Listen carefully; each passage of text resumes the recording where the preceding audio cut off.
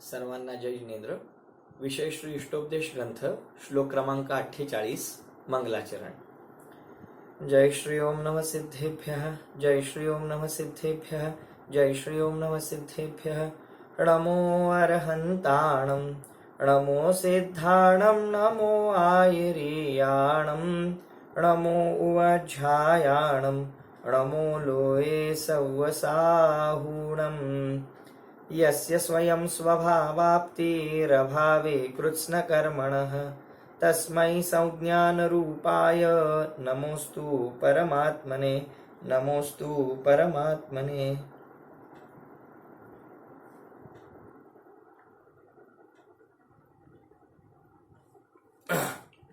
श्री पूज्यपाद स्वामी विरचित इष्टोपदेश ग्रंथाच्या आधारे आपण स्वाध्याय करतो आहोत.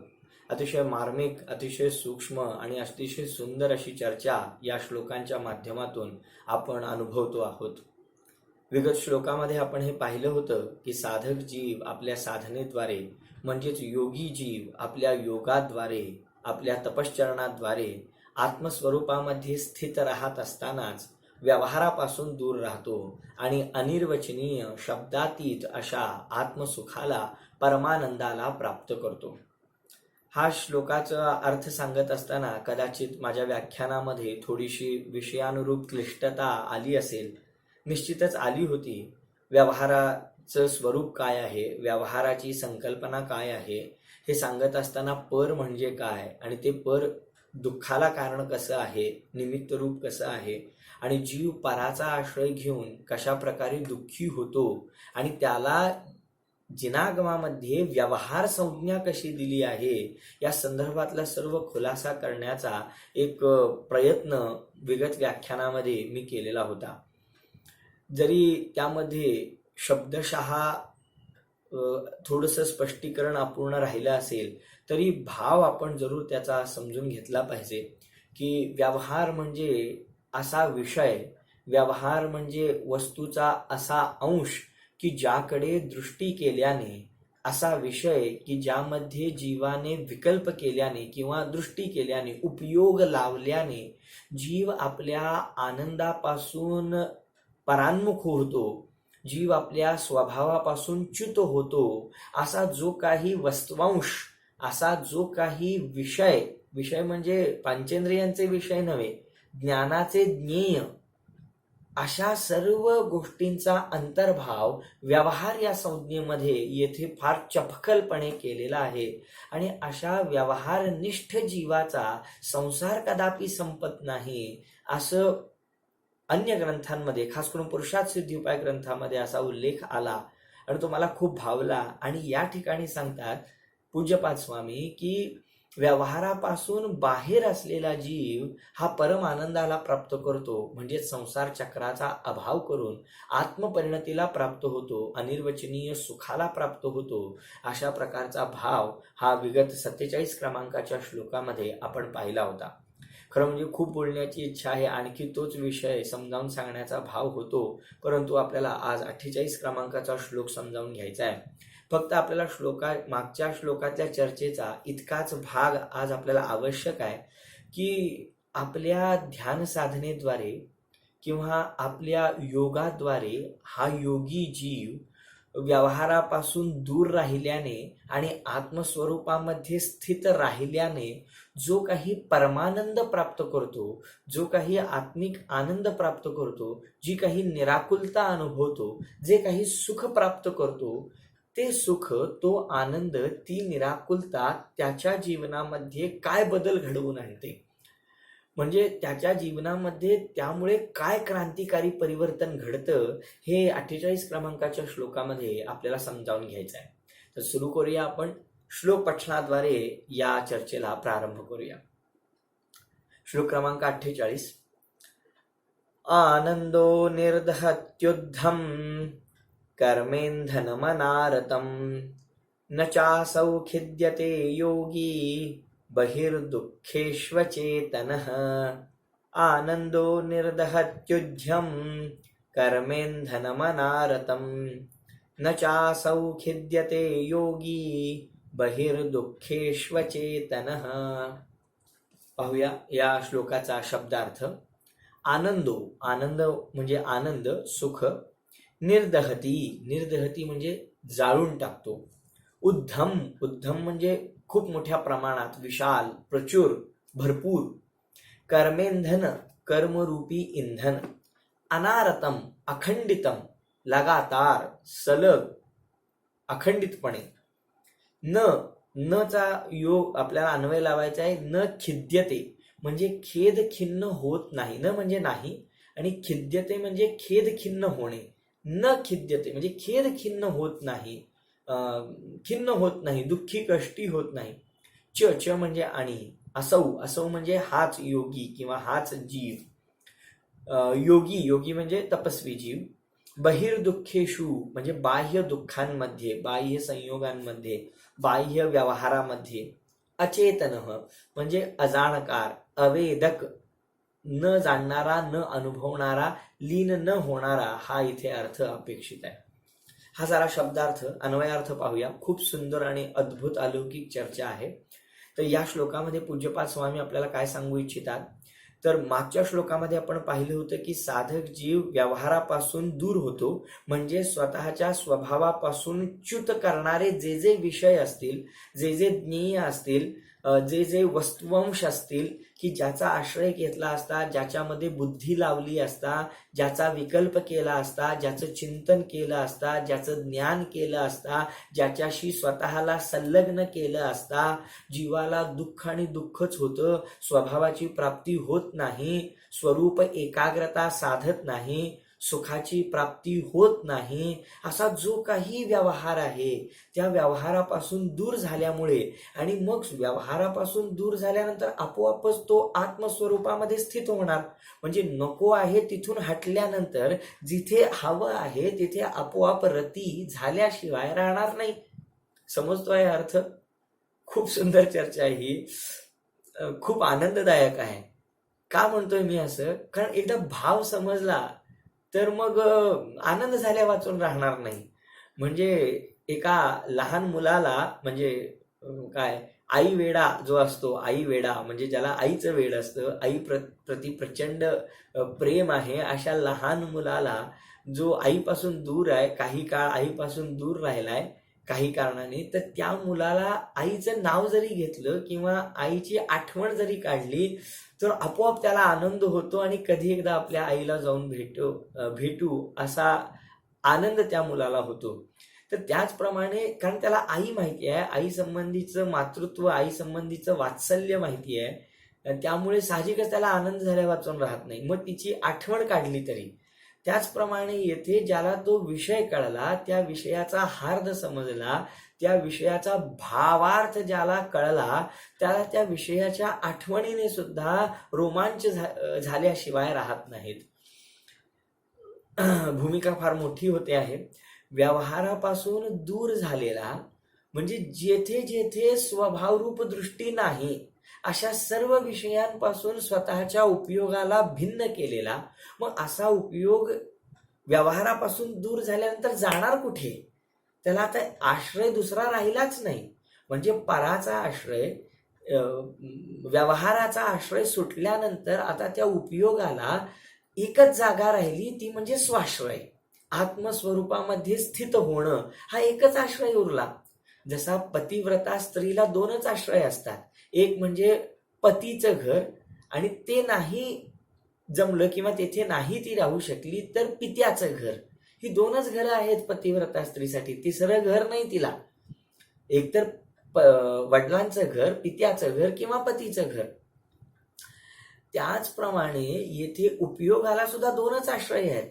एक व्यवहार की जेथे शुद्धात्म द्रव्य सुखाला उत्पन्न करू शकेल असा स्वात्मा, तो एक आश्रय आहे.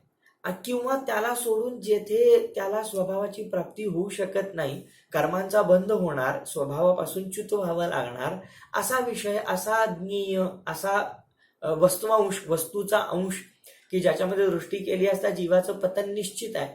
जीवाच्या उपयोगाला हे दोनच स्थान आहेत. मग ज्या जीवाने व्यवहाराचा आश्रय सोडला, पतनाचा मार्ग सोडला, आता त्याला कुठे जागा आहे? आता उपयोगाला त्याच्या एकच जागा शिल्लक राहिली, ती म्हणजे आपला शुद्धात्मा.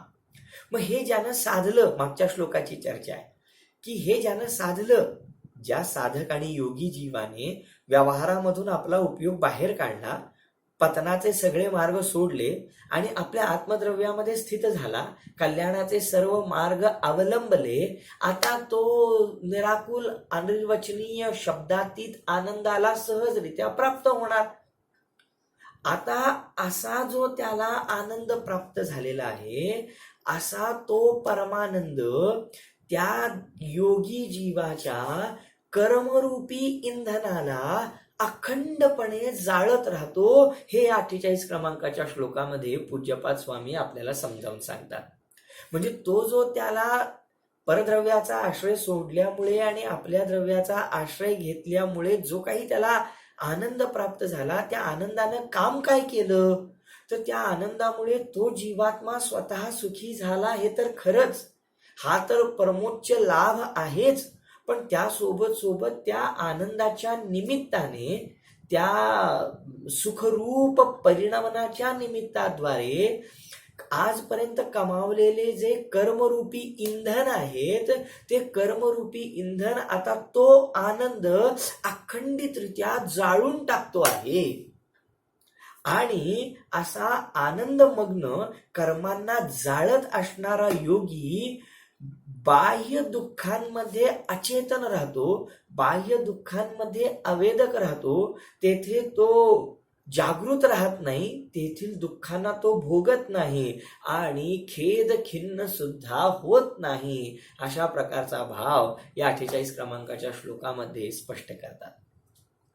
पाहूया या श्लोकाचा सामान्य अर्थ फक्त एका वाक्यात पुन्हा एकदा सांगतो की परमानंदाला प्राप्त झालेला, परम आनंदाला भोगणारा हा योगी जीव आपल्या कर्मरूपी इंधनाला सतत जाळत राहतो आणि तो आनंदमग्न योगी बाह्य दुःखांमध्ये अवेदक न भोगणारा राहतो आणि कधीही खेद खिन्न होत नाही, दुःखी कष्टी सुद्धा होत नाही.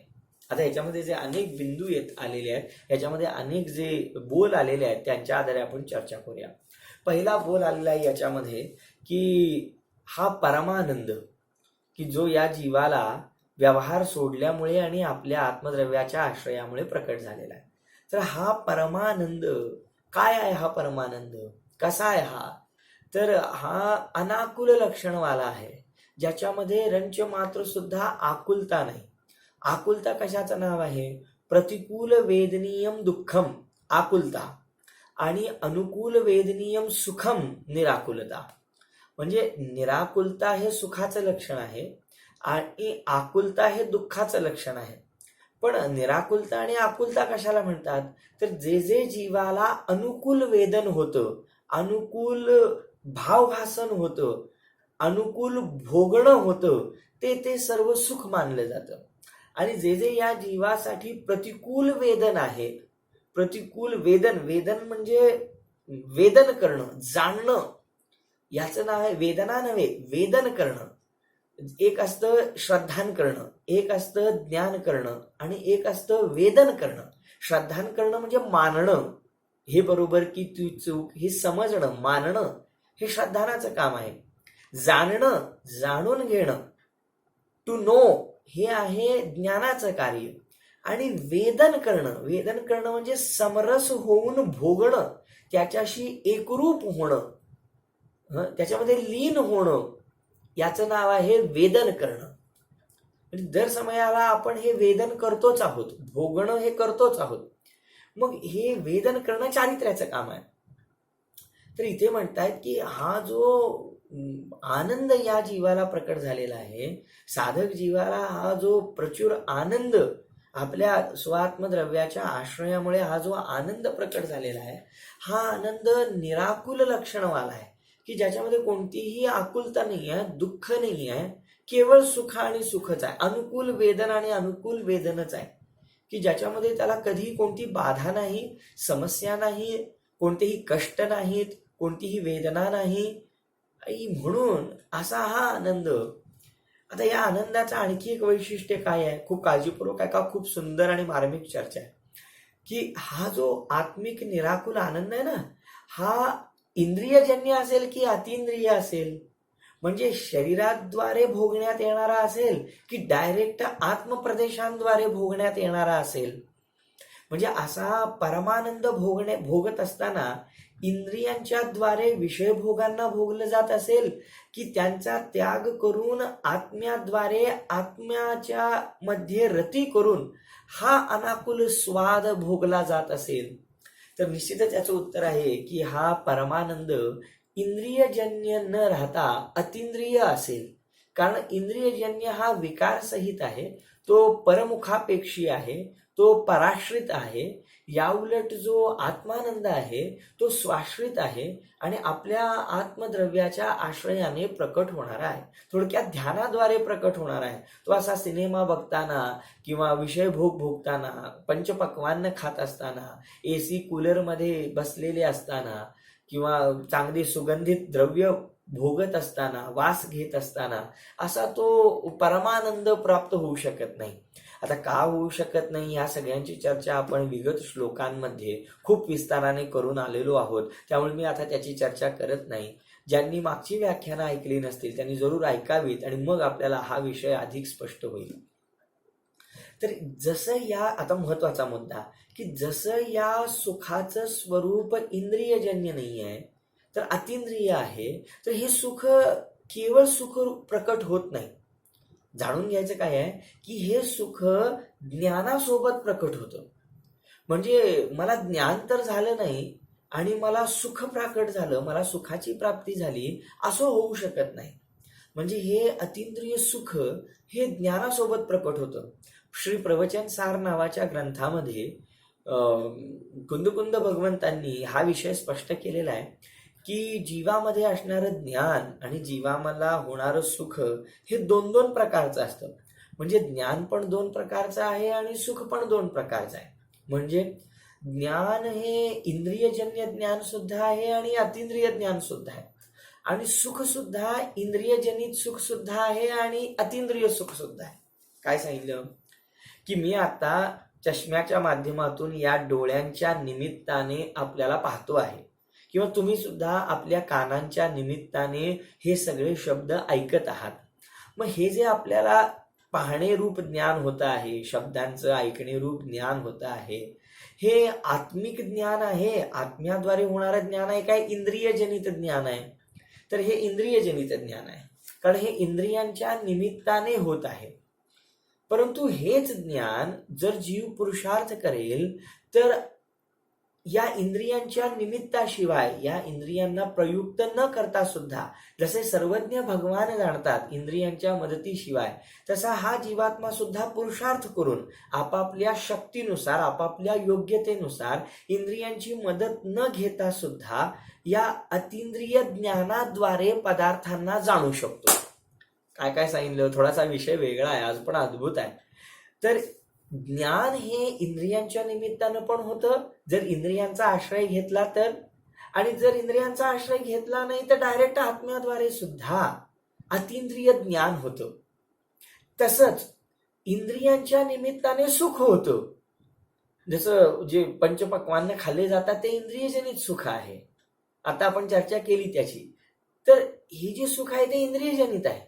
परंतु जर आम्ही इंद्रियांच्या निमित्तांना सोडून दिलं आणि आत्माश्रय केला तर त्यावेळी जे सुख प्रकट होतं ते अतिंद्रिय आहे, म्हणजे इंद्रियांच्या अतीत आहे. इंद्रियांच्या मदतीशिवाय, इंद्रियांच्या सहकार्याशिवाय, इंद्रियांच्या निमित्ताशिवाय होणारं ते स्वाश्रित सुख आहे. मग आता दोन दोन झाले ना आपल्याकडे. काय दोन झाले? इंद्रिय ज्ञान, अतिंद्रिय ज्ञान. इंद्रिय सुख आणि अतिंद्रिय सुख हे चार झाले, दोन दोन. आता प्रवचन सार ग्रंथामध्ये इतका सुंदर विषय सांगितला आहे की या चार पैकी, म्हणजे दोन ज्ञान आणि दोन सुखांपैकी इंद्रिय ज्ञान हे आहे, सोडून देण्यायोग्य आहे, ते बिनकामी आहे, कुचकामी आहे. आणि जे अतिंद्रिय ज्ञान आहे ते जीवासाठी कल्याणकारी आहे, उपयोगी आहे, प्रकट करण्यायोग्य आहे. आणि जे इंद्रिय सुख आहे ते सोडून देण्यायोग्य आहे, हे आहे, दुःख रूप आहे. परंतु जे अतिंद्रिय सुख आहे ते प्रकट करण्यायोग्य आहे, ते जीवासाठी उपादेय आहे. अशा प्रकारे हे नक्की झालं की इंद्रिय ज्ञान आणि इंद्रिय सुख दोन्हीही सोडून देण्यालायक आहेत, जीवासाठी अकल्याणकारक आहेत हेही आहेत. आणि या उलट जे अतिंद्रिय ज्ञान आणि अतिंद्रिय सुख आहे हे दोन्हीही जीवासाठी परम कल्याणास कारण आहेत. जीवाच्या अभ्युत्थानासाठी, जीवाच्या मांगल्यासाठी हे अतिंद्रिय ज्ञान आणि अतिंद्रिय सुख उपयोगी आहे. यातून काय सांगायचं आहे मला? यातून मला हे सांगायचं आहे की इंद्रिय ज्ञान आणि इंद्रिय सुख अविनाभावी आहेत आणि अतिंद्रिय ज्ञान आणि अतिंद्रिय सुख अविनाभावी आहेत. अविनाभावी म्हणजे एकमेकांच्या सोबत राहणारे आणि एकमेकांना सोडून न होणारे असे आहेत. म्हणजे जर पूर्ण अतिंद्रिय ज्ञान झालं असेल तर पूर्ण अतिंद्रिय सुख असणार आहे. हो. आणि जर पूर्ण इंद्रिय ज्ञानच असेल तर पूर्ण इंद्रिय सुखच असणार आहे. तरतमता रूप अवस्था होते साधक जीवाची, त्याची चर्चा आपण नंतर करूया. परंतु आता एक साधारण स्थूल मानाने ही चर्चा मी करतो आहे की याला थोडंसं सूक्ष्म अपेक्षेनं बघितलं तर एक वेगळा विषय सुद्धा समोर येऊ शकतो, परंतु मी त्याला गौण करतो आहे. सध्या हे महत्वाचं आहे की अतिंद्रिय ज्ञान झालं असता त्या जीवाला अतिंद्रिय सुख होतच, आणि जर अतिंद्रिय सुख झालं असेल तर त्याला अतिंद्रिय ज्ञान सुद्धा असतच. असा हा अद्भुत विषय आहे. तर मग येथे समजून घेतलं पाहिजे की हा जो योगी जीवाला परम आनंद प्राप्त झालेला आहे, हा जो आत्मिक आनंद प्राप्त झालेला आहे, अतिंद्रिय आनंद प्राप्त झालेला आहे, तर त्याच्यासोबत अतिंद्रिय ज्ञान सुद्धा त्याला झालेलं आहे. कारण तुम्ही म्हणाले ही चर्चा का करतो आहे? कारण आत्म्यामध्ये पोहोचण्याचा मार्ग सुखाच्या माध्यमातून जात नाही, तो ज्ञानाच्या माध्यमातून जातो. म्हणजे आत्म्याची तिजोरी उघडायची असेल तर त्याला सुखाची चावी लावता येत नाही, त्याला ज्ञानाची किल्ली लावावी लागते. म्हणजे ज्ञान हे आत्म्याचं लक्षण बनवलेलं आहे. ज्ञान हा आत्म्याचा असाधारण गुण सांगितलेला आहे, सुख नाही सांगितला. ओहो, काय सांगतो आहे? हा, सुख सुद्धा आत्म्याचाच गुण आहे, परंतु त्या आत्मद्रव्याच्या प्राप्तीमध्ये साधन म्हणून, उपकरण म्हणून, करण म्हणून काय कोणतं वापरणार साधन? तर त्याला साधन वापरावं लागतं ज्ञानाचं, सुखाचं नाही वापरता येत. आणि म्हणून म्हणतो आहे की हे अतिंद्रिय ज्ञान आणि अतिंद्रिय सुख अविनाभावी आहेत. म्हणजे या जीवाने पुरुषार्थ जो करायचा आहे तो ज्ञानामध्ये करायचा आहे आणि त्याचं फळ म्हणून त्याला सुखाची प्राप्ती सहजरित्या होणार आहे. कळतं आहे काय सांगायचं आहे? मला सुखी व्हायचंय, मला सुखी व्हायचंय, मला सुखी व्हायचंय असं म्हणून जीव सुखी होणार नाही. तर जेथे सुख ठेवलेलं आहे ती जागा ज्ञानाने शोधली पाहिजे. त्या सुखाचं स्वरूप काय आहे हे ज्ञानानं जाणलं पाहिजे. त्या सुखाचा मार्ग कोणता आहे हे विवेकाद्वारे निर्णित केलं पाहिजे. म्हणजे त्या सुखापर्यंत पोहोचण्याचा, त्या सुखरूपी स्त्रोताचा म्हणजे आत्म्याचा पत्ता शोधण्याचा मार्ग किंवा पत्ता शोधण्याची कला ही ज्ञानाकडे आहे. आणि त्यामुळे ज्ञान आणि सुख हे दोन्ही अविनाभावी आहेत. आणि म्हणून जेव्हा जेव्हा ज्ञान होतो तेव्हा आल्हाद झाल्याशिवाय राहत नाही.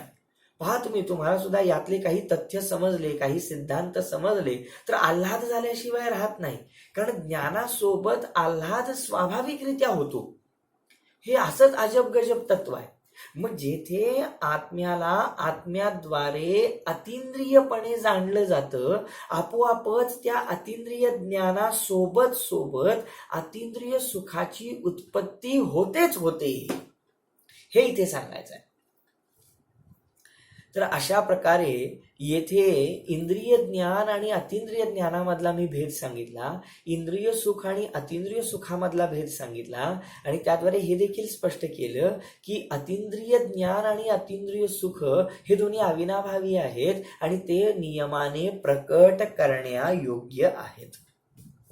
आणि असा अतिंद्रिय ज्ञानासोबत अतिंद्रिय आनंद प्रकट झाला की मग तो कर्मरूपी इंधनाला जाळतो. ही एक अद्भुत गोष्ट येथे सांगण्यात आलेली आहे. अद्भुत गोष्ट आहे. मी ह्या श्लोक वाचत असताना मला हा असा विचार आला की आनंद कर्मरूपी इंधनाला कसा काय जाळू शकतो? म्हणजे जाळणं आनंद आहे ना, हा आनंदाचं स्वरूप कसं आहे? निराकुल. आणि मग निराकुलता, दुःखांनी रहितपणा, अकष्टपणा, ज्याच्यामध्ये कष्ट नाही आहेत आणि त्याच्यामुळे कर्मरूपी इंधन जळतायत, हे कसं काय शक्य आहे? कारण दोन्हीमध्ये विरोध वाटतो ना.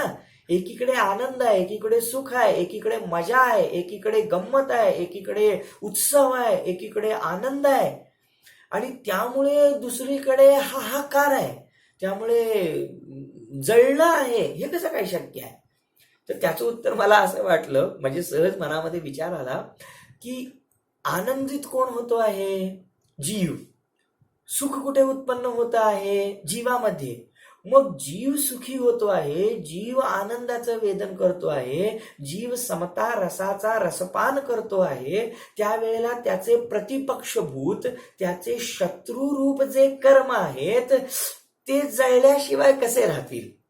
कारण आपल्या शत्रूला सुखात पाहिल्यानंतर जे शत्रू आहेत त्यांची तळपायाची आग मस्तकाला गेल्याशिवाय राहतच नाही. म्हणजे एखाद्याने एखाद्या व्यक्तीशी शत्रुत्व केलं असेल आणि तो जर आनंदात असेल तर या शत्रूची मनस्थिती कशी असणार? तो त्याच्या आनंदाने आनंदित होणार की दुःखी कष्टी होणार? तर निश्चितच दुःखी कष्टी होणार. ते तिथे मला असं वाटलं की हा साधक जीव जर साधनेद्वारे आनंदामध्ये पोहत आहे, आनंदामध्ये मग्न होतो आहे, तर मग अशा वेळेला त्याचे दुश्मन जे कर्म आहेत त्यांना आग लागल्याशिवाय कशी राहील? ते नष्ट झाल्याशिवाय कसे राहतील? तर हा सहजरित्या एक भाव मनामध्ये आला. कारण हा जीव शुद्ध होतो आहे, हा जीव आपल्या आनंदामध्ये मस्त राहतो आहे, त्यावेळेला आपोआपच आजपर्यंत त्या जीवाला कष्ट देणारे, त्या जीवाला दुःखामध्ये निमित्त होणारे कर्म हळूहळू हळूहळू क्षीण झाल्याशिवाय राहणार नाहीत, त्यांची सामर्थ्य घटल्याशिवाय राहणार नाही आणि परमसुखाची वृद्धी करीत करीत असताना त्या कर्मांचा नाश होणं सुद्धा सहज स्वाभाविक आहे. त्यामध्ये कोणतंही आश्चर्य नाही, त्यामध्ये कोणतीही विसंगती देखील नाही. हो हो, अद्भुत आहे. कालच्या थोड्याशा चर्चेमध्ये मी हा विषय घेतला होता की हा आनंद हा ज्ञानरूप आहे. म्हणजे ज्ञानरूप आहे नाही, आत्म्याच्या अनंत गुणांरूप आहे तो. तुम्ही म्हणाल याला आधार काय आहे? तर त्याच प्रवचनसार ग्रंथाचा मी उल्लेख करू इच्छितो की त्यामध्ये आचार्य देवांनी असं स्पष्ट सांगितलंय की केवळ ज्ञानाचं सुख आहे. केवळ ज्ञानाचं सुख आहे. काल पण याची चर्चा आपण थोडीफार केली होती की जेथे जेथे बंधन आहे तेथे तेथे आकुलता आहे. बंधन आलं की आकुलता आलीच. आणि जेथे अबंध आहे, जेथे कोणतंही बंधन नाही, जेथे कोणतीही मर्यादा नाही, जेथे कोणतीही सीमा नाही, जेथे कोणताही अडथळा नाही, जेथे कोणताही अटकाव नाही, थांबवणं नाही, रोक नाही, तेथे सहज स्वातंत्र्य आहे, तेथे सहज परिणती आहे, तेथे सहज उन्मुक्त मुक्त दशा आहे. आणि अशी मुक्त दशा सुखरूप असल्याशिवाय कशी राहील? मग आत्म्याच्या अनंत गुणांना बंधन पडलेलं आहे. आत्म्याच्या अनंत गुणांमध्ये कुंठा उत्पन्न झालेली आहे. आत्म्याचे अनंत गुण कुढत आहेत. आत्म्याच्या अनंत गुणांना अविकसित रूप परिणमन करावं लागतं आहे. ते विकसित नाही आहेत. त्यांची शक्ती परिपूर्णरित्या व्यक्त नाही आहे. ते आत्मिक गुण हे अल्पसे व्यक्त आहेत, अल्पसे अव्यक्त आहेत आणि त्यांचा परिपूर्ण विकास झालेला नाहीये. का विकास झालेला नाहीये? कारण प्रतिपक्षीभूत कर्मांचा उदय सुरू आहे. निमित्त रूपाने जीवाने हा पुरुषार्थ केला नाही हा त्याचा दोष, पण निमित्त रूपाने कोण हजर आहेत? कर्म. मग दुःखाचं कारण कोण आहे? तर हे कर्म. कारण त्यांच्या निमित्ताने जीव बंधनात पडला आहे. कोणत्या बंधनात? सगळेच गुण त्याचे अविकसित राहिलेले आहेत.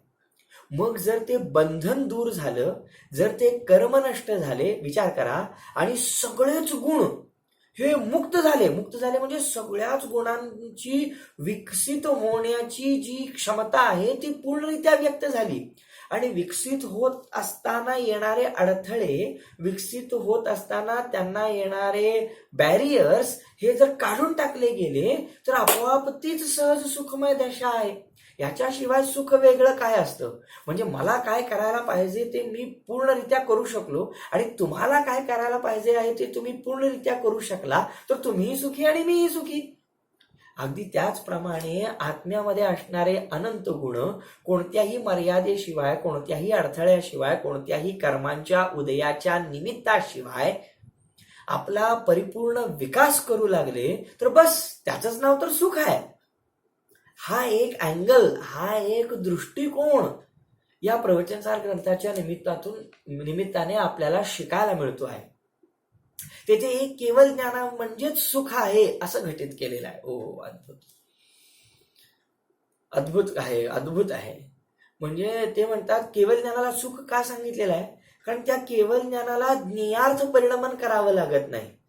आता विषय खूप विस्तारित होतोय. ज्ञेयार्थ परिणमन करावं लागत नाही म्हणजे एका ज्ञेयावरून दुसऱ्या ज्ञेयावर जायला लागत नाही. म्हणजे आता तुम्ही हे व्याख्यान ऐकता आहात, 1 तासाभरापूर्वी काय करत होता?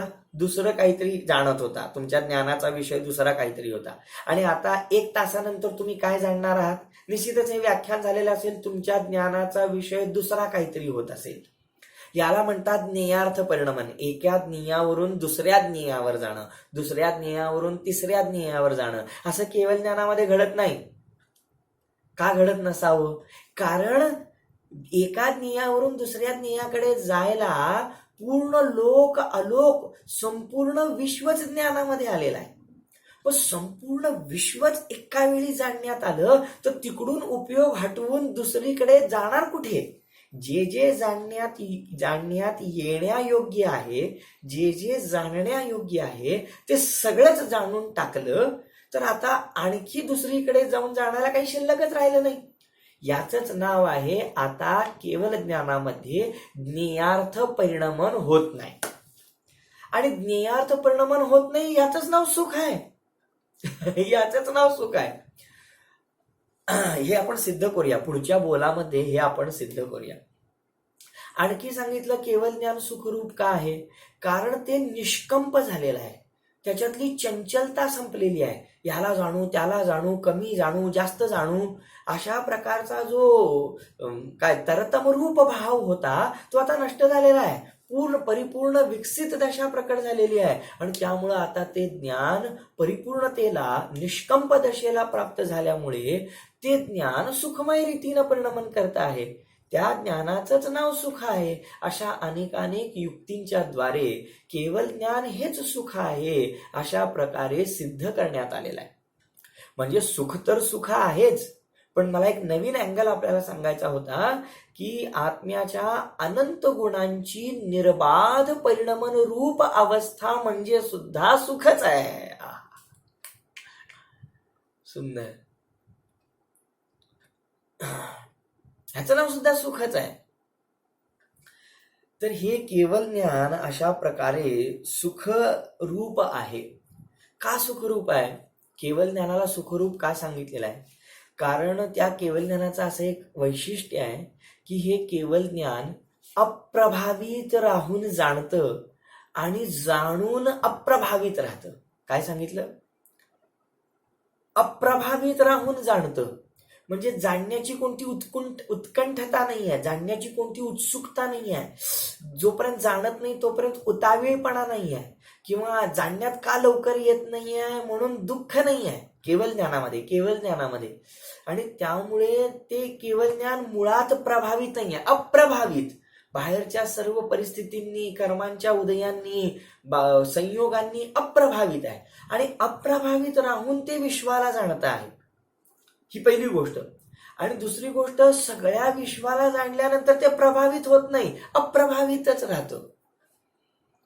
सोपं नाही बरं हे. म्हणजे सगळ्या वस्तूंना जाणून सुद्धा अप्रभावित राहणं एवढं सोपं नाहीये. मी तर कधी कधी गमतीने आपल्या शास्त्र स्वाध्यायाच्या सभेमध्ये सांगतो की आपले मित्र परिवार, आपले परिवारजन आपल्या बाबतीत काय विचार करतात हे आपल्याला कळत नाही, हे फार चांगलं आहे. काय म्हटलं मी? कारण जर तेच परिवारजन, तेच मित्र परिवार आपल्याविषयी काय काय विचार करतात हे जर आपल्या जाणण्यात येऊ लागलं तर मग ते आपल्या सुखाला कारण होईल का दुःखाला कारण होईल? तर निश्चितच आपल्यासाठी ते दुःखाला कारण होईल, कारण ते जाणल्यानंतर आपण अप्रभावित राहू शकत नाही, आपण प्रभावित होतो, आपले कशाय भडकतील. जर माझे परिवारातले लोक माझ्याविषयी चांगला विचार करत असतील तर मला त्यांच्याविषयी प्रेम, माया, आपुलकी निर्माण होईल, आणि हा सुद्धा प्रभावित होण्याचाच प्रकार आहे. आणि ते जर माझ्याविषयी वाईट विचार करत असतील, प्रतिकूल विचार करत असतील, तर ते जाणल्यामुळे मला त्यांच्याविषयी द्वेष वाटू लागेल, म्हणजे हा पण प्रभावित होण्याचाच प्रकार आहे. त्यामुळे परिवारातले, एका कुटुंबातले लोक एका छताखाली राहतात, जेवढं जाणायला पाहिजे तेवढंच जाणतात, हे एक प्रकारे चांगलंच आहे.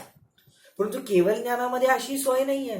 केवळ ज्ञानामध्ये लोकातले सर्व पदार्थ, त्यांचे सर्व गुण, त्यांच्या सर्व पर्यायी एकाच वेळी जाणण्यात येतात. म्हणजे त्या तीर्थंकर भगवंतांना, त्या केवल ज्ञानी जीवांना अनादी काळापासून आत्तापर्यंत झालेले त्यांचे सर्व माता पिता, त्यांचे सर्व पत्नी, मुलं बाळ, त्यांचे जीव वेगवेगळ्या जन्मातले, हो, ते कुठे कुठे सध्या काय काय करतायत, कुठे कुठे नरकांमध्ये जाऊन दुःख भोगतायत, कुठे कुठे स्वर्गांमध्ये जाऊन दुःखी कष्टी होत आहेत, हे सगळं त्यांना एका समयात जाणण्यात येतं. आणि तरी सुद्धा ते त्यांचं सगळं दुःखरूप परिणाम पाहून अजिबात दुःखी कष्टी होत नाहीत. हा त्यांचा जाणल्यानंतर होण्याचा अप्रभावितपणा आहे. म्हणजे अप्रभावित होऊन जाणणं आणि जाणून सुद्धा अप्रभावित राहणं, हा त्या केवळ ज्ञानाचा अद्भुत गुणधर्म आहे. मला तर यामध्येच सुख दिसतं आहे. आपल्याला दिसले तर आपण भाग्यशाली आहात. याचं नाव सुख नाही का? या अपेक्षेने केवळ ज्ञान आणि सुख एकच आहे, अशी पण एक विवक्षा शास्त्रांमध्ये आलेली आहे. हो, हे मी का सांगतो आहे, कारण अतींद्रिय ज्ञानाशिवाय अतींद्रिय सुखाची प्राप्ती होत नाही, हे आपण घट्ट पकडून ठेवावं.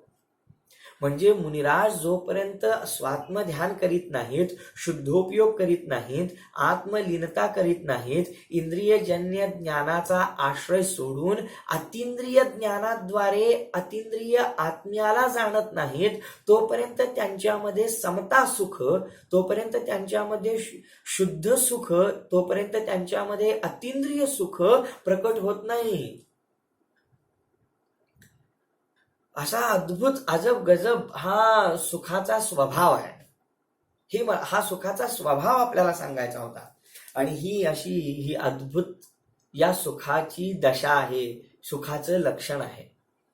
आपण परमानंदाची, आत्मिक सुखाची चर्चा करतो आहोत. आपण या इंद्रिय सुखाची चर्चा करत नाही आहोत. 5 इंद्रियांच्या द्वारे जे भोगलं जातं त्या बाधासहित क्षणिक, आदी, मध्य, अंत, सर्वत्र क्लेशदायक, जीवाला चतुर्गतींमध्ये परिभ्रमण करायला लावणारं, पुण्याच्या उदयामध्ये मिळणारं परंतु पापाचा बंद करणारं असं इंद्रिय सुख आहे. काय काय सांगितलं? इंद्रिय सुख कसं आहे? बाधासहित आहे, अडचणींनी युक्त आहे, क्लेशकारक आहे, क्लेश देणारा आहे. इंद्रिय सुख कसं आहे? आदी, मध्य, अंत, सर्वत्र या जीवाला दुःखदायक आहे. आणि सांगितलं की हे इंद्रिय सुख 4 गतींमध्ये परिभ्रमण करायला लावणार आहे. आणि इंद्रिय सुख कसं आहे? पुण्याच्या उदयामध्ये मिळतं, पापाच्या उदयामध्ये इंद्रिय सुख मिळत नाही. पुण्याचा उदय खर्च पडतो आणि मिळतं इंद्रिय सुख, आणि त्या इंद्रिय सुखाला भोगलं की बंद बाकी पापाचा होतो.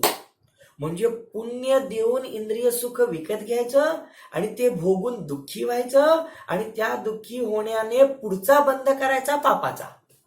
असं अजब गजब स्वरूप या इंद्रिय सुखाचं आहे. आणि याच्या विपरीत अतींद्रिय सुखाची आपण चर्चा करतो आहोत. बोला, आपण किती भाग्यशाली आहोत की सगळं जग ज्या इंद्रिय सुखाच्या मागे धावतं आहे त्याच्या विरुद्ध असणाऱ्या सुखाची आपण चर्चा करतो आहोत. तुम्ही म्हणाल चर्चेने काय होणार आहे? चर्येमध्ये आलं पाहिजे, उतरलं पाहिजे जीवनात.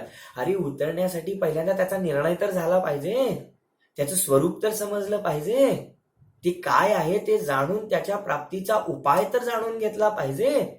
आणि तो पुरुषार्थ करण्यासाठी शास्त्र स्वाध्यायाशिवाय दुसरा पर्याय नाही. इतका सुंदर उल्लेख आलेत, खरोखर अद्भुत, किती सांगू आणि किती नको. हे इंद्रिय सुख कसं आहे, तर ते आचार्य म्हणतात की हा सगळ्या सुखाधिकारामध्ये आलेला विषय आहे, की आचार्य म्हणतात हे चक्रवर्ती आणि इंद्र जे विषय भोगांमध्ये मास्टर आहेत, विषय भोगांमध्ये आघाडीवर आहेत, ते स्वाभाविक दुःखी जीव आहेत, स्वभावाने दुःखी आहेत. म्हणजे ते सुखी नाहीत, ते सुखी असल्याप्रमाणे भासतात, परंतु ते निरंतर दुःख आणि दुःखच भोगतात. कोण? चक्रवर्ती आणि इंद्र. बोला, असं का म्हणतात ते फार सुंदर रीतीने ते स्पष्ट केलंय. त्यांनी सांगितलं की ज्याचा जितका रोग भयानक असतो त्याचे तो तितक्याच भयानक उपचारांना करून घ्यायला तयार होतो. काय काय सांगितलं? की ज्याचा जितका रोग भयानक असतो तो तेवढ्याच भयानक म्हणजे तेवढ्याच टोकाच्या उपचारांना करायला तयार होतो. बघा ना, आपल्याला थोडंफार काही त्रास झाला तर आपण अंगावर काढतो, लगेच औषध घ्यायच्या भानगडीत पडत नाही. पोट दुखू लागलं, काही झालं तर आपलं आपण बरं होतंय का बघतो, लगेच आपण डॉक्टरांकडे जात नाही, लगेच औषध घेत नाही. थोडंसं दुखू दे, आपण सहन करतो. का सहन करतो? सहन होत आहे म्हणून सहन करतो. आणि आणखी पोटदुखी वाढली तर, आता ठणका वाढला, आता वेदना वाढली तर काय करतो? मग औषध गोळ्या घेण्याचा विचार करतो, जे काही त्याचं दवा दारू आहे ती करण्याचा विचार करतो. मग तरी सुद्धा ते पण एकदम नाही, पहिल्यांदा घरगुती उपचार, घरातल्या घरात काय होतं का. मग आणखी त्याने कमी झालं नाही, खूपच वाढलं, आता त्रास होतो आहे, बऱ्यापैकी त्रास होतो आहे, मग काय करायचं? वैद्यांकडे जाऊन त्यांचे औषधोपचार घ्यायचे. हाच क्रम आहे ना आपला. आणि आता असह्य झालेला आहे, आता बास, आता म्हणतो डॉक्टर ऑपरेशन करा, काही करा, पण मला या दुःखातनं बाहेर काढा. पहिल्यांदा जो रोगाचा ठणका झाला त्यावेळी आम्ही म्हटलं नाही की चला आमचं ऑपरेशन करा म्हणून. का? कारण आम्हाला तितकं दुखत नव्हतं, आमचा रोग तेवढा बळावलेला नव्हता. सांगण्याचं तात्पर्य आहे की ज्याचा जितका रोग भयानक त्याचे उपचार सुद्धा तेवढे क्लिष्ट, त्याचे उपचार सुद्धा तेवढे तीव्र. पटतंय आपल्याला हे? आता चक्रवर्ती आणि इंद्रांच्या बाबतीत आचार्य हा नियम लागू करतात आणि म्हणतात की हे इंद्र आणि चक्रवर्ती रोगी आहेत आणि त्या रोगाचा उपचार म्हणून या 5 इंद्रियांच्या विषय भोगांमध्ये तुटून पडतायत. आता मला सांगा की जो जितका जास्त विषय भोग करतो तो तितका सुखी की तो तितका दुःखी? तर ते म्हणतात, आचार्य म्हणतात की ते इतक्या प्रचंड प्रमाणात विषय भोग करतायत, यावरून लक्षात येत आहे की त्यांना दुःख किती प्रमाणात आहे. ते इतके दुःखी झालेत म्हणूनच ते त्या विषय सुखांमध्ये झपट्टे मारतायत, त्याच्यामध्ये झेप घेत आहेत. ज्याला अल्पशी भूक लागलेली असते ना, तो शांतपणे समाधानाने एखादी भाकरी खातो आणि तृप्त होतो. पण जो 2 दिवसांचा उपाशी आणि भुकेला आहे ना, त्याचे जेवतानाचे परिणाम बघा.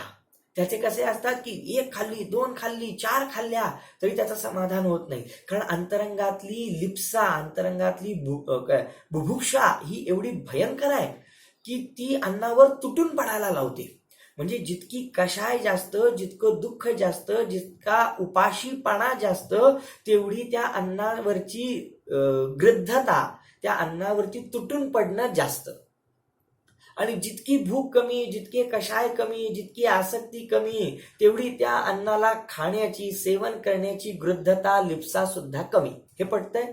अगदी त्याचप्रमाणे आचार्य म्हणतात हे चक्रवर्ती आणि इंद्र इतके भोगांमध्ये सदाकाळ लिप्त दिसतात, नुसते 5 इंद्रियांच्या विषय भोगांमध्ये तन्मय दिसतात. याच्यावरून आम्ही विचार करतो की हे किती दुःखी असले पाहिजेत.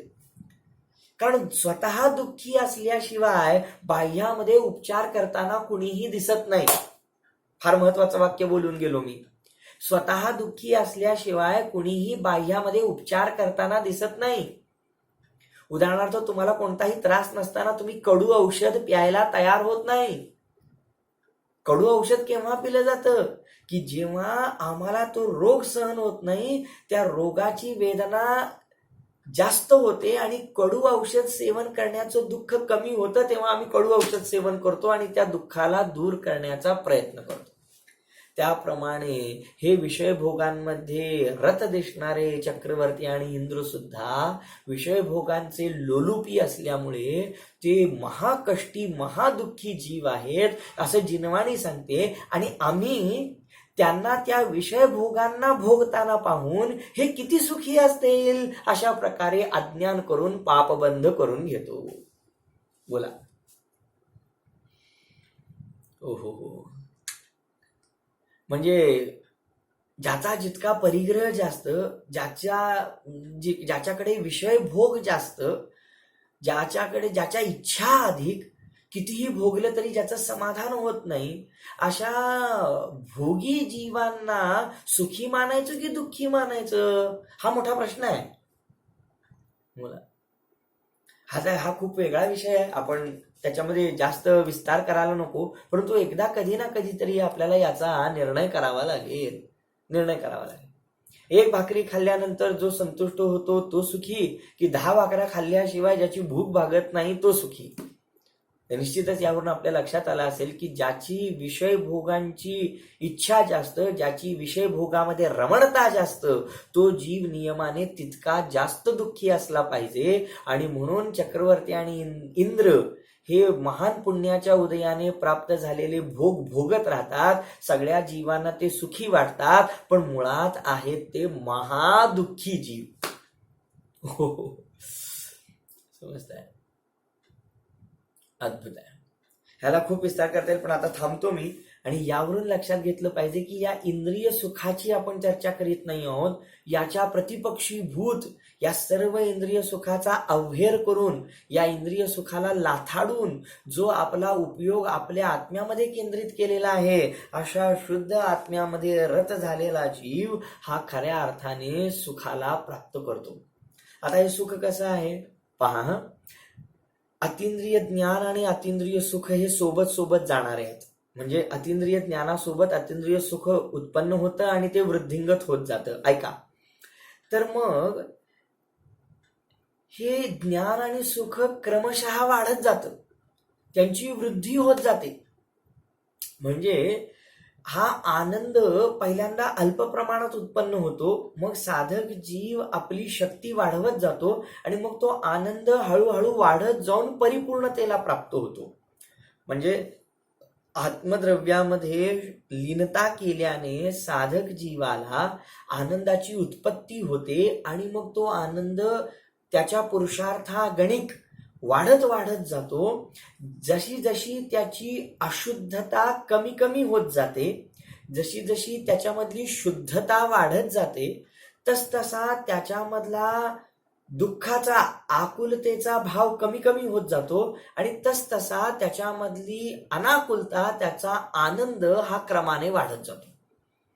हे कसं आहे माहितीये, जसं आपण खाणीतून सोनं काढलं, आता जसजसं त्या सोन्यामधून आम्ही अशुद्धता दूर करत जाणार, आम्ही तापू, त्याला शुद्ध करू, तर जसजसं त्याचं शुद्धीकरण होत जाईल, जसजसे त्याचे कॅरेट रूप शुद्धता वाढत जाईल, त्या प्रमाणात त्याचं मूल्य, त्याची किंमत ही त्या प्रमाणात वाढत जाणार आहे. अगदी त्याचप्रमाणे हा जीवात्मा आपला पुरुषार्थ जसा वाढवत जाईल, अशुद्धतेचा नाश करत जाईल, शुद्धता वाढवत जाईल, त्या प्रमाणात याचा आनंद सुद्धा वाढत जाणार आहे. व तो आम्हाला मोजता येतो का? नक्की मोजता येतो. कसा मोजता येतो? येनांशेन सुदृष्टीस तेनांशेन बंधनम नास्ती, येनांशेन तू रागः तेनांशेन बंधनम भवती. हे येनांशेन तू ज्ञानम, येनांशेन तू चारित्र्यम, तेनांशेन बंधनम नास्ती, येनांशेन तू रागः तेनांशेन बंधनम भवती. काय सांगितलं? हे संस्कृतमध्ये होतं. याचा अर्थ असा होतो की बाबा रे, ज्या प्रमाणात तुला श्रद्धा झाली आहे, ज्या प्रमाणात तुला ज्ञान झालं आहे, ज्या प्रमाणात तुला सम्यक चारित्र्य झालेलं आहे, म्हणजे जितक्या प्रमाणात तुला रत्नत्रय झालेलं आहे, तितक्या प्रमाणात तुला बंधन नाही आहे, तितक्या प्रमाणात तू दुःखी नाही आहे, त्या प्रमाणात तुझ्या दुःखाचा नाश आहे. आणि जितक्या प्रमाणात अजून राग भावाचा सद्भाव आहे, जितक्या प्रमाणात अजून अशुद्धता विद्यमान आहे, तेवढ्या प्रमाणामध्ये तुला दुःखाचा सुद्धा सद्भाव आहे. मग काय करायचं? काही नाही, अशुद्धता संपवत जायची, अशुद्धतेचा पूर्ण नाश करायचा, म्हणजे आपोआपच पूर्ण शुद्धतेची, पूर्ण सुखाची प्राप्ती झाल्याशिवाय राहत नाही. तर अशा प्रकारे हा बोल आपण पाहिला की हा परमानंद, बघा काय म्हणताय तिथं, किती सुंदर कल्पना केली आहे की हा परमानंद, हा आपला आनंदच त्या कर्मरूपी इंधनाला जाळत जातो. म्हणजे जीवाला एकदा आत्मिक सुखाची प्राप्ती झाली की मग तो जीव त्या आत्मिक सुखाला वाढवण्याचाच पुरुषार्थ करीत राहतो. तो पुन्हा संसारामध्ये रमत नाही. कारण एकदा त्याला अद्भुत अलौकिक निधी मिळाली ना, आत्मिक सुखाची चव त्याने चाखली, मग आता तो काय पुरुषार्थ करतो, तर तोच सुखरूपाला प्राप्त करण्याचा, त्या सुखामध्येच डुंबण्याचा, त्या सुखालाच वाढवण्याचा प्रयत्न करीत राहतो. आणि त्या प्रयत्नामध्ये आपोआपच अशुद्धता नष्ट केली जाते. आणि अशुद्धता नष्ट केली जाते म्हणजेच कर्मांच्या जंगलाला आग लावली जाते, म्हणजेच कर्म जाळले जातात. कारण अशुद्धतेचा नाश करणं म्हणजेच कर्मांचा नाश करणं. म्हणजे एकदा जीव सुखाची चटक लागली, चटक याचा अर्थ, चटक शब्द थोडा विचित्र आहे, परंतु एकदा जर या जीवाला त्या सुखाचा स्वाद समजला तर मग तोच आत्मिक आनंद अधिक अधिक अधिक अधिक अधिक मिळावा म्हणून हा जीव पुरुषार्थ करतो, त्यामध्ये स्वतःची अशुद्धता नष्ट करतो, म्हणजेच त्या कर्मांच्या इंधनाला सतत जाळण्याचा पुरुषार्थ करत राहतो. हो, आणि हे करत असताना तो कोणत्याही बाह्य संयोगांमध्ये दुःखांना भोगतच नाही. कितीही उपसर्ग येऊ देत, कितीही परिशह येऊ देत, त्या सुखाच्या ताकदीवरती, त्या सुखाच्या बळावरती तो त्या दुःखांना भीक घालत नाही. ते अचेतन राहतो. अचेतन म्हणजे अचेतन, ज्ञान नसल्याप्रमाणे. ज्ञान होतं, जाणण्यात येतं, हा उपसर्ग सुरू आहे, हा परिशह सुरू आहे, जाणण्यामध्ये येत नाही असं नाही, परंतु जाणून सुद्धा अप्रभावित राहतो. अतींद्रिय ज्ञान जाणून सुद्धा अप्रभावित राहतो. आणि म्हणून इथे शब्द वापरलेला आहे की त्या सुखामध्ये मग्न असलेला जीव या शरीरावरती कितीही घोर उपसर्ग झाले तरी त्या दुःखांपासून अप्रभावित राहतो, म्हणजेच दुःखांमध्ये अचेतन होतो, त्या दुःखांचा आवेदक होतो, त्या दुःखांना भोगत नाही, त्या दुःखांशी एकरूप होत नाही. या दुःखाचा आणि माझा काही संबंध नाही, मी तर सुखरूप आहे, मी तर सुखाला भोगणारा आहे, अशा प्रकारे तो त्या सुखाशी एकत्व करतो आणि त्या दुःखाची नाळ तोडून टाकतो. आणि याद्वारे तो त्या प्रसंगांनी, त्या निमित्तांनी खेद खिन्न सुद्धा होत नाही. काय शब्द वापरलाय? खेद खिन्न सुद्धा होत नाही. खेद खिन्न होत नाही. मूळ गाथा आहे कुंद भगवंतांची. अरे केवल ज्ञान सुख परिणाम जिनवर ने कहा, रे घातिया, म्हणजे घातिया कर्म सुद्धा नष्ट झालेले आहेत आणि खेद भी उसके नाही, अशी गाथा आहे की अरे केवल ज्ञान सुख परिणाम जिनवर ने कहा. म्हणजे हे केवळ ज्ञान सुखमय आहे, परिणाममय आहे, असं जिनेंद्र भगवंतांनी सांगितलेलं आहे. आणि क्षय हो गए हे घातिया रे, खेद भी उसके नाही. म्हणजे त्याचे घाती कर्म नष्ट झालेले आहेत, त्याचे ज्ञानावरण, दर्शनावरण, मोहनी, अंतरा हे घाती कर्म नष्ट झालेले असल्यामुळे, बंधन नसल्यामुळे, अनंत सुखाला तो जीव प्राप्त झालेला असल्यामुळे त्याला कोणत्याही प्रकारची खेद खिन्नता सुद्धा तेथे नाही. शेवटचा बोल आहे हा फार महत्वाचा आहे. मी एकच आपल्याला अंतरंग परिणतीला साक्षी ठेवून उत्तर द्यावा असा एक प्रश्न विचारतो की असं कोणतं सुख आपल्याला वाटतं की जे सुख भोगत असताना आपल्याला कधीही कंटाळा येणार नाही, की जे सुख भोगत असताना बास पुरे झालं असं आपल्याला कधीही वाटणार नाही, असं एखादं सुख आहे की ज्याचा कितीही सुख आस्वाद घेतला तरी आम्हाला त्यामध्ये बस झालं अशी भावना होणार नाही. असं कोणतंही सुख, बाह्य सुख या विश्वात उपलब्ध नाही. खेळताना सुख वाटतं, लहान मुलांना खेळायला आवडतं, किती काळ खेळणार, बास झालं, थकून जाणार, बास म्हणणार. भोजन करण्यामध्ये सुख आहे, नाही, किती काळ भोगणार. काही लोकांना झोपण्यात आनंद येतो, झोपल्यानंतर त्यांना बरं वाटतं, किती काळ झोपणार, नंतर झोपून झोपून अंग दुखेल, पुन्हा उठावंच लागेल. सांगण्याचं तात्पर्य आहे की आपल्या दैनंदिन जीवनामध्ये असा कोणताही भोग्य रूप सुखाचा भाव नाही, असं कोणतंही सुख नाही की जे भोगत असताना आपण खेद खिन्न होणार नाही. सर्व सुखे भोगत असताना आम्ही ती सुख भोगत असताना सुद्धा त्या सुखाचा वीट येतो, उबग येतो, कंटाळा येतो, मन तिथून हटतं, म्हणजेच तिथे खेद खिन्न होतो. ओहो, हा आत्मिक आनंद, परमानंद असा आहे की ज्याचा कितीही भोग घेतला तरी जीव खेद खिन्न होत नाही, म्हणजे त्याच्या पाराला प्राप्त होत नाही, त्याच्या अंताला प्राप्त होत नाही. तो त्या आनंदाला भोगून कंटाळत नाही, त्याला कधी त्याचा वीट येत नाही. याचा हा अर्थ आहे की त्या सुखाला भोगता भोगता त्याला तो कधी खेद खिन्न होत नाही.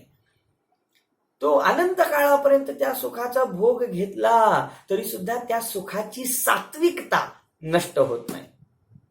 दुसरी व्हरायटी पाहिजे असा अनुभव त्या सुखाद्वारे होत नाही. हा भाव पूज्यपाद स्वामी सांगू इच्छितात की जो जीव आपल्या परमानंदाला प्राप्त करतो तो कर्मरूपी इंधनाला सतत जाळत राहतो आणि असा सर्व दुःखांमध्ये अचेतन झालेला, सर्व दुःखांप्रती समताभाव उत्पन्न झालेला, त्या दुःखांना न भोगणारा जीव कधीही खेदखिन्न होत नाही, म्हणजे या सुखामधून बाहेर पडण्याचा कधीही विकल्प करीत नाही. शेवटी एवढंच सांगू इच्छितो की अग्नीची एक ठिणगी, आगीची एक ठिणगी भल्या मोठ्या गवताच्या गंजीला किंवा भल्या मोठ्या लाकडांच्या इंधनाला जाळू शकते. एक ठिणगी, अल्प प्रमाणात पडलेली एक ठिणगी प्रचंड मोठ्या इंधनाला जर जाळू शकत असेल तर त्या ठिणगीच्या ऐवजी आगीचा डोंब घेतला, ज्वाळा घेतल्या तर त्या इंधनाला जाळल्याशिवाय कशा राहतील. त्याचप्रमाणे येथे अल्प स्वल्प शुद्धात्म्याचा अनुभव रूप अल्प आनंद सुद्धा कर्मांना जाळू शकतो. तर मग अधिकाधिक उग्रपणे आत्म्याचा घेतलेला आश्रय कर्मरूपी जंगलाला जाळल्याशिवाय कसा राहील, अजिबातच राहत नाही. आणि म्हणून येथे अद्भुत कल्पना, अद्भुत सिद्धांत सांगितलेला आहे की जीवाचा पुरुषार्थ, जीवाचा शुद्धोपयोग कर्मांना जाळतो असं नाही, तर जीवाचं सुखच, जीवामध्ये उत्पन्न झालेले हे अतींद्रिय सुखच त्या क्रमाने आत्म्यामध्ये असलेल्या कर्मांना जाळत राहतं, नष्ट करत राहतं आणि हा आत्मा निष्कर्म रूप सिद्धरूप अवस्थेला प्राप्त होतो. आपण सुद्धा निष्कर्म रूप अवस्थेला प्राप्त व्हावं, आपल्या अनाकुल सुखाची प्राप्ती करून घ्यावी या मंगल भावनेने ओम नमः. जावाणी के ज्ञान से सूझे लोकालोक, सो वाणी मस्तक नमो सदा देत हूँ ढोक, सदा देत हूँ ढोक. जय बोलो द्वादशांगमयी जिनवाणी माता की जय, जिन धर्म की जय.